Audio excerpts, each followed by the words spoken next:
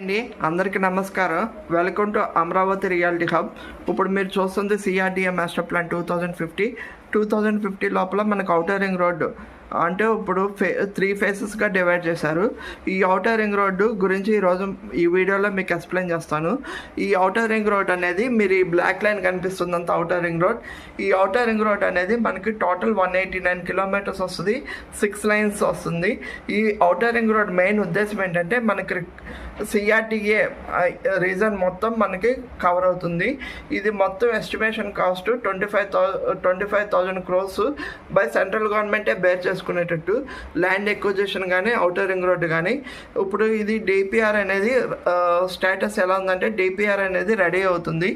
ఈ outer ring road main ఉద్దేశం ఏంటంటే మనకి క్యాపిటల్ రీజనల్ డెవలప్మెంట్ అథారిటీ అంటే Krishna district, Guntur district, NTR district ఇవన్నీ కవర్